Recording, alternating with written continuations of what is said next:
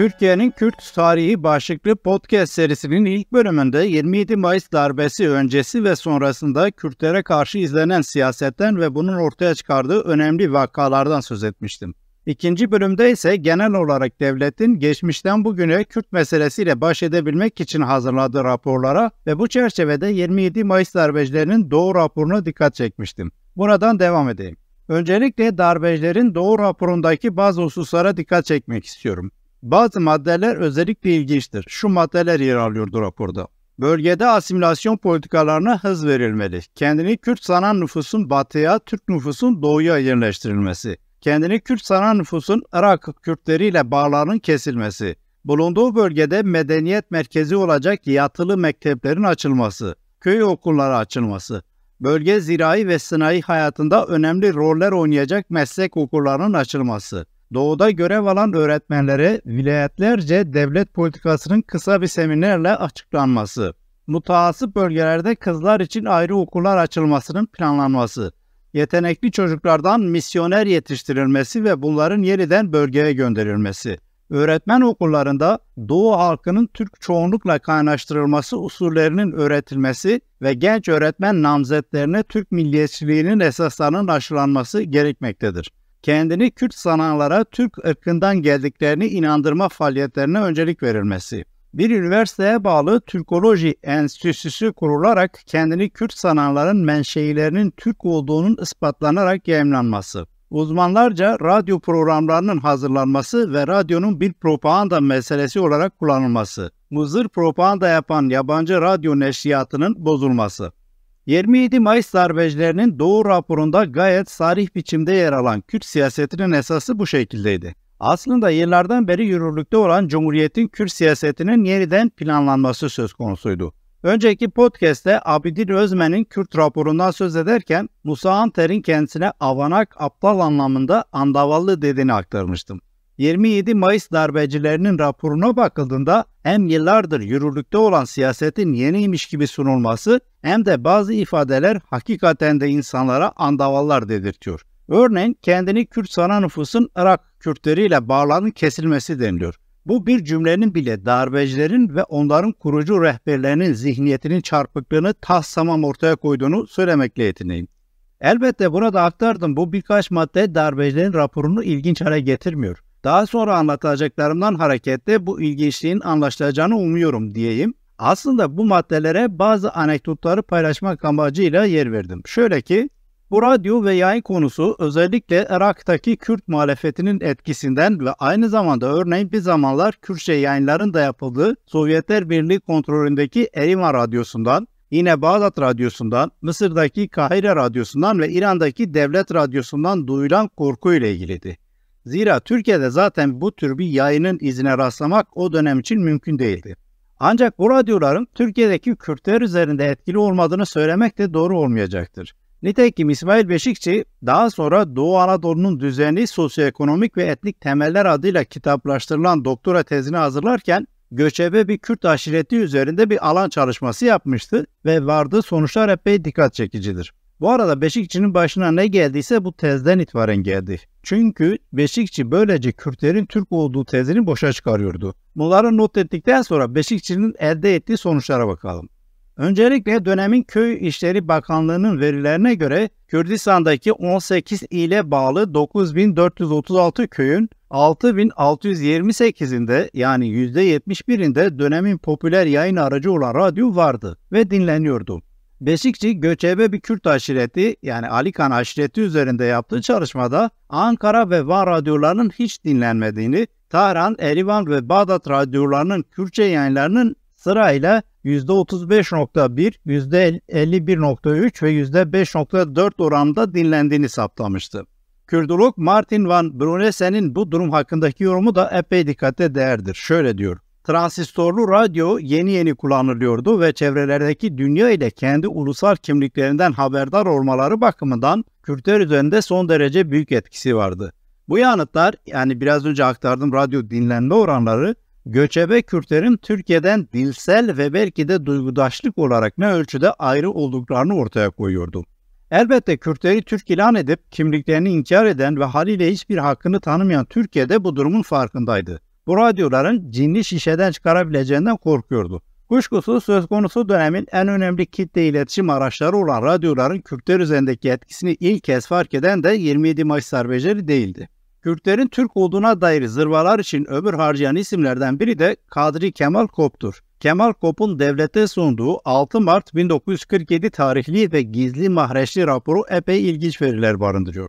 Kemal Kop, Bağdat'ta günde 2,5 saat yapılan radyo yayını hakkında 1946'da devlete rapor verdiğini ve bunun üzerine bu yayını takip etmek üzere Basın ve Yayın Umum Müdürlüğü tarafından görevlendirildiğini aktarıyor. Kemal Kop bu 2,5 saatlik yayında Kürtçe ve Arapça müziklerin çalındığını, Kürtlerin sosyal ve dini hayatı, kültürü, edebiyatı, tarihi ve dili hakkında konuşmaların yapıldığını ve en önemlisi de bu konuşmaların bazılarında Kürtlerin hürriyetlerine kavuşmak yolundaki isteklerinde haklı bulunduklarını kaydediyordu.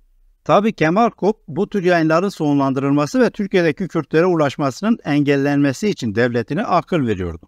Devlette sadık gazetecilerden Ahmet Emin Yalman da aynı dönemlerde 1949'da Vatan Gazetesi'ne aynı konuya dikkatleri çekmişti. Yalman, bölge illerinin hiçbirinin sömürge olarak görülmediğini, hepsinin Türkiye'nin bir parçası olduğunu ve eşit haklara sahip olduklarını yazmıştı. Bu sözüm ona eşitlik mantığını tırnak içinde vatandaşlar arasında din, dil veya başka bir sebebe bağlı olarak fark gözetmediğini ileri sürdü anayasaya dayandıran Yalman, öbür yandan da yazısında tabii ki Türkiye'de kelimenin tam anlamıyla bir Kürt sorunu yoktur diyordu. Ona göre bölgedeki kalıcı sorunların kaynağı ne yabancı güçlerin entrikaları ne de bölge halkının gerici eğilimleriydi. Sorunun temel kaynağı bölgedeki kötü idari rejimdi. Kürt meselesinin varlığının manipüle edilmesinin bir başka türü olan bu yazısında Ahmet Emin Yalman ayrıca şunları yazıyordu. Son zamanlarda Sovyet radyo programlarında Kürt propagandasına önemli bir yer ayrılmaktadır. Kürt sorununun Irak ve İran'da nasıl bir hal aldığı göz ardı etmemeliyiz. Ahmet Emin Yalman işte tam bu sözlerinden sonra Türkiye'de bir Kürt meselesinin olmadığını ileri sürüyordu. Akla ziyan elbette, madem Türkiye'de Kürt meselesi yok, neden Irak ve İran'daki Kürt meselesi konusunda Türkiye'yi uyarma gereği duyuyorsun?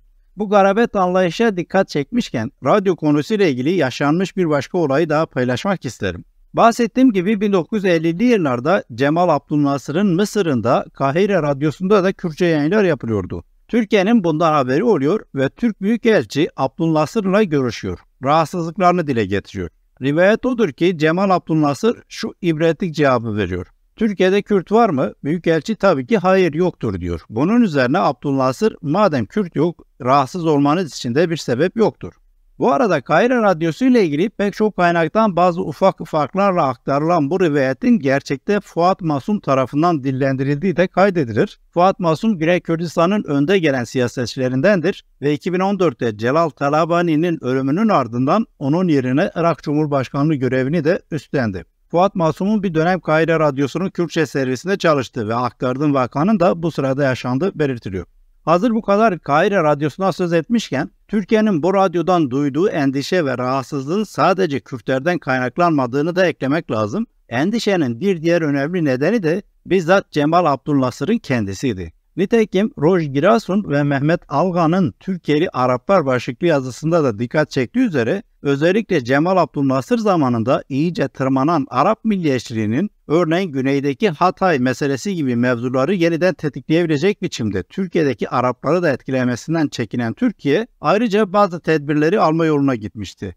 Türkiye'nin Kürt inkarına ve bu arada Arapça yasağına dair bu trajikomik anekdotlar elbette bu podcast'in meramını da ortaya koyuyor. Zira bundan sonra da anlatacaklarım aynı kapıya çıkıyor. 27 Mayıs Cuntası'nın hazırlattığı Kürt raporuna böylece tekrar dönmüş olayım. Bu raporun bir kısmı akademik başlıklıdır. Acil işler koduyla yazılan 1. maddede biraz önce rapordan da aktardığım üzere şu hususlar yer alıyor. Bir üniversiteye bağlı olarak derhal bir Türkoloji Enstitüsü kurularak kendini Kürt sanatların menşelerinin Türk olduğu ispat olunarak yayınlanmalı. Doğu'nun Türk tarihi yazılarak neşredilmeli. Yani bu kurulması istenen enstitünün esas işlevi bu 1. maddede bu şekilde özetleniyor. Raporun akademik başlıklı bölümünün 2. maddesine gelince daha da ilginçtir bu madde. Şöyle deniliyor. İslam Ansiklopedisi Rus alim ve politikacı Minovski'nin tarafgirane bir suretle kendini Kürt sanatların kökeninin İrani olduğunu iddia eden yazısını alarak kendilerini Kürt sananlar kısmından neşretmekle Lozan'da delegelere kabul ettirilen kendilerini Kürt sananların Dağlı Türkler olduğu ve kökenlerinin Turani olduğu tezi ile de tezada düşürmüştür. Doğru münevverler arasında münakaşaya mücip olan ve ayrılık taraftarlarına tutamak veren bu hata derhal tahsih edilmelidir. Aynen aktardığım şekliyle bunlar belirtiliyor. Buna dair bir iki şey söylemek lazım. Birincisi, darbecilerin raporunda sözü edilen İslam Ansiklopedisinde yayımlanan Vladimir Minorski'nin Kürtler makalesidir ki ismini bile telaffuz etmemişler doğru düzgün. Minorski demek yerine Minovski demişler. Bu makale söz konusu dönemde Türkçe edisyonda da şerh konularak da olsa yayınlanmış. Bu doğru. Belli ki o dönem uluslararası bir ansiklopediyi sansürleyerek yayınlamak biraz zor gelmiş. Bununla birlikte anlaşılacağı üzere devlet son derece rahatsız ve Minorski'yi tahsih etme gereği duyuyor. Nitekim daha önceki yayınlarda sözlerini aktardığım gibi Cemal Gürsel, Kürtlerin varlığının bir Rus yararı olduğunu Bakanlar Kurulu toplantısında söylemişti ve aslında Rus Minovski'ye karşı bu beyanının gereği yapılmak isteniyordu. İkincisi, bu tahsih ihtiyacının Lozan'da delegelere kabul ettirildiği belirtilen Kürtlerin menşeilerinin Turani olduğu tezinden kaynaklandığı anlaşılıyor. Buna tez demek de ne derece mümkünse artık. Peki gerçekten delegelere kabul ettirilmiş bir tezden söz etmek mümkün mü? Bu konuyu ayrıca hazırladığım bölümde detaylıca anlatacağım. Bu yüzden burada kısaca söz edeyim. İsmet İnönü, Lozan görüşmelerinin 23 Ocak 1923'te yapılan oturumunda Musul meselesi konuşulurken Ansiklopedia Britannica'da bir zamanlar yer almış olan bir yazıya referans vererek Kürtlerin Asurlar zamanında yaşadığı belirtilen Turani Gutu adlı bir kavimden geldiklerini ileri sürmüştü. İsmet İnönü'ye cevap veren İngiliz Delegasyonu Başkanı Lord Curzon ise arayıcı biçimde Kürtlerin Türk olduğunu tarihte ilk keşfetmek Türk delegasyonunun kaderine yazılmış anlaşılan demiş ve bu konuda herhangi bir kaynağın olmadığını da eklemişti. Anlayacağınız Türkiye Cumhuriyeti Devleti'nin resmen bir raporda iddia ettiği üzere kimsenin onların resmi tezini falan kabul ettiği yoktu. Ama tabii şu da doğru. Sonuç olarak Lozan'da Kürtlerin payına hiçbir şey düşmedi. Yani kimsenin umurunda değildiler. Haliyle Curzon da istediklerini elde edince İsmet İnönü'nün söyledikleriyle ilgilenme gereği duymamıştı. Olay bundan ibaret. İşte bu nedenle 27 Mayıs darbecileri bu tezin Lozan'da kabul ettirildiğini ileri sürüyorlar. Buradan ilginç bir yere geliyoruz. Aşağı yukarı 40 yıl sonra Kürtlerin Türk olduğu iddiası dolayısıyla 27 Mayıs darbecilerinin 1923'teki İsmet İnönü ile yollarının kesiştiği bir yerden söz ediyorum. 27 Mayıs darbecileri elbette İsmet İnönü'nün tezine sahip çıkıp her yerde Kürtlerin Türklüğünü vaaz ediyorlardı. Bahsettiğim gibi Cemal Gürsel, Kürt diyenin yüzüne tükürülmesini emrediyordu. Aynı Gürsel, darbeden hemen sonra Muş Vartolu öğretmen Mehmet Şerif Fırat'ın Doğu İlleri ve Varto Tarihi adlı kitabını yeniden yayımlatmıştı. Şerif Fırat'ın kendi ifadeleriyle bu kitap vasıtasıyla Doğu illerimizde oturan dağlı Türk aşiretlerinin uzak ve yakın tarihi, bunların hangi çeşit zorlamalar altında kalarak Kırmancı ve Zaza dillerini vücuda getirdikleri falan filan anlattıracaktı. Devletin Kürt tezinin bütün absürtlüğü aslında bu bir cümlede ifade edilmiş durumda. Yani olmayan bir Kürt ve onun dili nasıl oluyor da kadim Türkleri Kırmançlaştırabiliyor, Zazalaştırabiliyor. Neyse ki bu tezler için mantıksal doğrular veya yanıtlar aramanın kendisi de zaten absürt olacağı için uğraşmaya değmez diyeyim ve konuya devam edeyim. Darbeden sonra Milli Eğitim Bakanlığı Talim ve Terbiye Kurulu'nun kararıyla yayımlanan Şerif Fırat'ın bu meşhur kitabına elbette General Cemal Gürsel de hükümet ve devlet başkanı olarak bir sonuç yazısı yazmıştı. Biraz uzun bir alıntı olacak. Gürsel şöyle yazmıştı. Bu eser yani Şerif Fırat'ın kitabı yalnız dikkatle değil aynı zamanda ibretle okunmaya değer bir önem taşımaktadır. Bilgin ve idealist bir öğretmen olan yazarın doğup büyüdüğü bölgenin tarihi oluşunu karanlıktan kurtarmak gayretiyle kaleme sarılmış fakat parlattığı meşalenin aydınlığından korkanlar tarafından insafsızca şehit edilmiştir. Neşrinden bir hafta sonra bu kanlı cinayeti işleyen gizliyeler aldıkları intikam ile yetinmemiş, kitabı da piyasadan toplayarak yok etmişlerdir. Zavallı yazarın hangi vatan köşesinde gömülü olduğunu dahi bilmiyoruz. Düşmanlığın derecesine bakın ki kitabı gibi mezarı da ortadan kaldırılmıştır. Bu eser Doğu Anadolu'da oturan, Türkçe'ye benzemeyen bir dil konuştukları için kendilerini Türk'ten ayrı sayan, bilgisizliğimiz yüzünden bizim de öyle sandığımız vatandaşlarımızın su katılmamış Türk olduklarını bir defa daha ispat etmektedir. Hem de inkarına imkan bırakmayan ilmi delilleriyle. Evet, bu cümleler iktidarı darbeyle ele geçiren, başbakan astıran ve orgeneral rütbesinde bulunan, darbeden hemen sonra hükümet ve devlet başkanlığı dahil neredeyse bütün icra yetkilerini kendisinde toplayan, daha sonra da yaklaşık 5 yıl boyunca Cumhurbaşkanlığı görevini yürüten birine ait. Yani Cemal Gürsel'e. Daha doğrusu peşi sıra sıralanmış bu yalanlar bu devlet başkanlığı generale ait. Yalan dedim, şimdi nedenlerini özetle anlatayım. Kendisi de Şerif Fırat gibi muşlu olan yazar ve avukat Ruşen Aslan, üşenmemiş, hani derler ya yememiş içmemiş, Şerif Fırat'la ilgili bütün olayları ve daha fazlasını araştırmış. Fırat'ın kızı dahil birçok yakınıyla görüşmeler yapmış, birçok hukuki belge incelemiş, birçok gazete ve dergi yazısını taramış, Şerif Fırat'ın köyüne gidip bizzat gözlemlerde bulunmuş ve sonuç itibariyle bir kitap yazmış. Şeyh Said ayaklanmasında Varto aşiretleri ve Mehmet Şerif Fırat olayı başlıklı kitap 2006'da Doz Yayıncılık tarafından yayımlandı, mutlaka okuyun. Ruşen Aslan'ın bu son derece kıymetli araştırması ve kitabı hiçbir kuşkuya mahal bırakmayacak şekilde Cemal Gürsel'in ve haliyle devletin yalanlarını ortaya seriyor. Şöyle ki, birincisi Şerif Fırat bilgin falan değil, hatta öğretmen bile değil. Kısa süreliğine öğretmen vekilliği yapmış, o kadar. İkincisi, ölümü hiçbir şekilde siyasi nedenlerden kaynaklanmıyor. İhtilaflı olduğu amcası ve aynı zamanda üvey babası olan Halil Kanmaz tarafından öldürülmüş. Yani gerekçe bir bakıma aile için nüfus çekişmesi, arazi meselesi ve biraz da namus meselesi.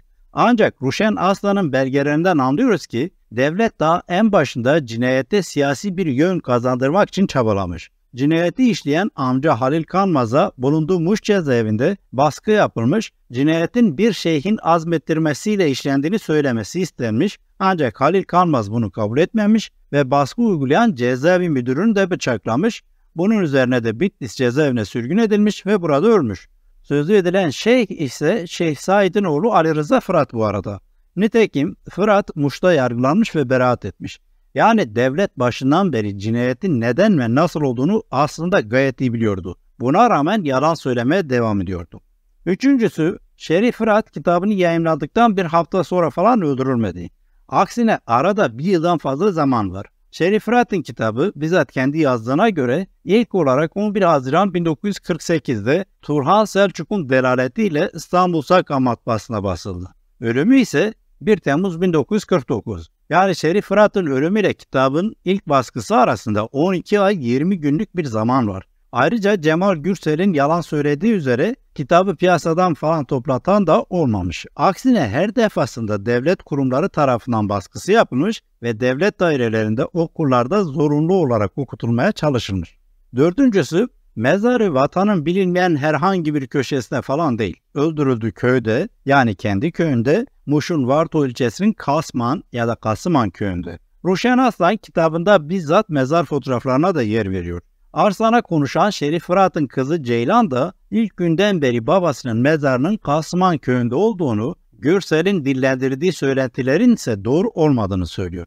Ayrıca yine kızının verdiği bilgiye göre 1985 ya da 86'da 12 Eylül'ün darbecisi Kenan Evren köyde Şerif Fırat'ın mezarını ay yıldızlı bir anıt şeklinde yeniden yaptırmış.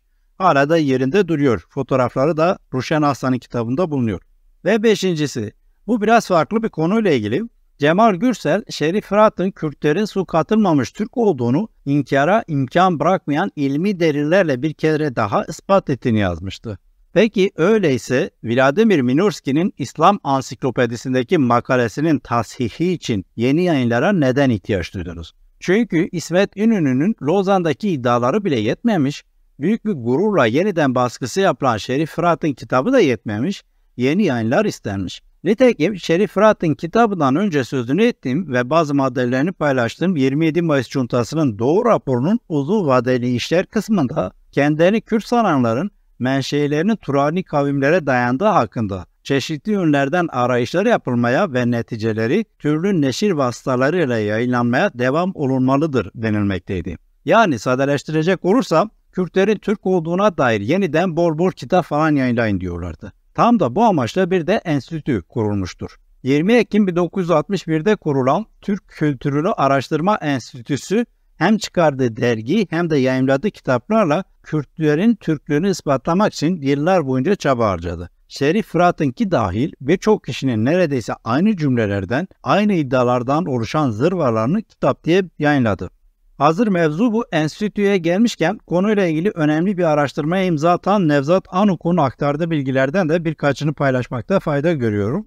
Böylece 27 Mayıs darbesi sonrasında kurulan bu enstitü aracılığıyla da Kürtler hakkında nasıl bir Türkleştirme kampanyasının yürütüldüğü daha iyi anlaşılmış olur kanaatindeyim. Türk Kültürünü Araştırma Enstitüsü 20 Ekim 1961'de dernek statüsünde kuruluyor. Bizzat kurucularından Ahmet Ercilasu'nun ifade ettiği üzere darbeci Albay Alparslan Türkeş'in fikirleri ve teşvikiyle kurulan bu dernek yani enstitü daha sonra 8 Nisan 1968'de Bakanlar Kurulu kararıyla kamu yararına çalışan derneklerden biri olarak kabul ediliyor. Aslında bu dernek kurucularından Ahmet Temir'in belirttiği gibi Cemal Gürsel'in Cumhurbaşkanlığı döneminde bu dernek Dışişleri Bakanlığı bünyesindeki 5. daireye bağlı olarak çalışmak üzere kuruluyor.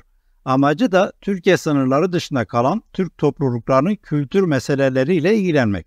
Bu enstitü daha ilk kuruluşundan itibaren doğrudan devlet tarafından finanse ediliyor. Zira resmi bir kurum. Örneğin meclis belgelerinde tespit edilebildiği üzere söz konusu dönemler esas alındığında epey büyük bir maliyet kabul edilecek şekilde bu enstitüye milyonlarca para aktarılıyor. Peki ne için? Elbette Cemal Gürsel'in altına imzasını attığı ve Cumhuriyet'in kuruluşundan beri resmi görüş kabul edilen zırvaları veya yayınları yayınlamak için. Birçok değerli araştırmaya imza atan Kürt araştırmacı Mehmet Malmisanıcı'nın çok geride bir kavramı var. Anti-Kürdoloji. Bu kavramı şöyle tarif ediyor Malmisanıcı. Anti-Kürdoloji derken Kürtlerle ilgili gerçeklerin çarpıtılması ve gerçeğin ortaya çıkmaması için yapılan çalışmaları kastediyorum. Bu çalışmaların hareket noktası Kürtlerin bir millet, dillerinin ise bir dil sayılamayacağı, aksine Türk oldukları fakat Türkçeyi unuttukları biçimde özetlenebilecek resmi tarih tezidir.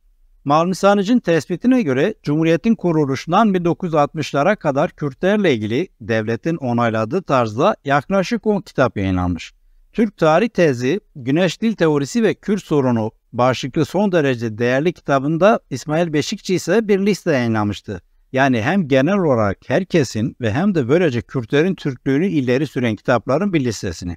Ancak Malmisanıcı ve Beşikçi'nin verdiği bilgilere bakıldığında anti-Kürdoloji alanında yani Kürtlerin Türk olduğunu ileri süren zırvalara dair 1960 darbesinden sonra adeta bir patlama yaşanıyor. Nevzat Anuk'un tespitiyle söyleyecek olursam, devletin politik bir tutum olarak yasalarla ve kurumlarla alternatif bilgiyi yayını yasaklayıp tek elden enformasyona mecbur etme hamlesi olarak değerlendirebileceğimiz Türk Kültürü Araştırma Enstitüsü bünyesindeki Türk Kültürü adıyla bir dergi çıkıyordu. Hala çıkıyor mu bilmiyorum. Birkaç yıl öncesine kadar da vardı. 1962'de yayına başlayan bu derginin ilk 5 sayısında Kürtlere dair bir şey yok. Ancak 6. sayıdan itibaren Kürtlerin Türklüğü konusu sistematik biçimde işlenmeye başlıyor. Yine bu enstitü bünyesinde 200'den fazla kitap yayınlanmış bulunuyor. Nevzat Anuk'un tespit ettiği kadarıyla 1984 yılı itibariyle yayınlanmış 84 kitaptan 31 tanesi direkt veya dolaylı olarak Kürtlerle yani Kürtlerin Türklüğünü ispatlamakla ilgilidir. Tabi bu işi yaparlarken de tam da bu yayınlarda dikkat çektiğim üzere epey trajikomik durumlara da düşüyorlar. Yayınladıkları kitapların içeriğinin saçmalığını bir tarafa bırakın, bu kitaplara dönemsel olarak yaptıkları muamele bile ne derece beter olduklarını gösteriyor. Mesela 12 Eylül darbesinden sonra yeni dönemin darbecileri içinde 27 Mayıs darbecilerinin kurduğu Türk Kültürü Araştırma Enstitüsü ve buradan yayınlanan kitaplar kıymete biniyor. Bu nedenle daha önceki yıllarda yayımlanan pek çok kitap yeniden yayımlanıyor. Ayrıca bu kitapların içeriğini alıntılamaktan başka bir şey yapmayan bazı yeni kitaplar da yayımlanıyor. Demek ki 12 Eylül darbecileri de arada geçen yaklaşık 60 yıla rağmen Kürtlerin Türklüğünün yeterince propaganda edilmediğini ya da propagandasının yeterince sonuç almadığını düşünmüştü. Ancak başvurdukları metot ve materyaller aynı. Öncekilerin yayınlarını yeniden keşfedip yayınlıyorlar. Öncekilerin yaptığı gibi devlet kurumlarına dağıtıyorlar, okunmasını zorunlu kılıyorlar falan filan. Ne yapsınlar? Aynı pilavı ısıtacaklar. Malzeme bu. Ancak haklarını tamamen yemeyip 12 Eylül'den sonra bu ezber birazcık değiştiriliyor. Şöyle ki 1981-85 arasında bu enstitü bünyesinde 30'u aşkın kitap yayımlanmış. Nevzat Anuk'tan alıntılayacak olursam tamamen Türk devletinin baskıcı ve tekçi ideolojik anlayışına göre yazılan, Yeniden yazdırılan bu kitapların bir kısmı Kürtlerin Türklüğünü ispata yönelik daha önce basılmış kitaplardır. Fakat bu kitaplardaki Kürt kelimesi geçtiği her yerde değiştirilerek Kürt Türkleri biçimde yazılmıştır. Bu Dezenformasyon Enstitüsü 1990'lı yıllara kadar da bu şekilde yayınlar yayınlıyor. Ancak 90'dan sonra artık bu tür yayınlara pek rastlanmıyor bu arada. Bir hususa daha değinmek isterim. Aslında sadece bu enstitünün yayın faaliyetleri yoktu. Yani sadece burası Kürtlerin Türklüğünü ispatlamak üzere dergi ve kitap yayınlamıyordu. Mesela Atatürkçülük yayınları ya da Belgelerle Türk Tarihi dergisi gibi yine devletçe finanse edilen yayınlar vardı ve buralarda da mütemadiyen Cumhuriyet'in resmi tezi, yani herkesin Türk olduğu ve tabii ki Kürtlerin de böyle olduğu tezi işleniyordu. Tabi buralarda ileri sürülen görüşler de örneğin enstitünün yayınlarında ileri sürülenlerden farklı değildi. Aynı iddialar ısıtılıp sunuluyordu. Peki olay burada bitiyor mu? Elbette hayır. Türkiye'nin ibretli Kürt tarihini anlatmaya devam edeceğim.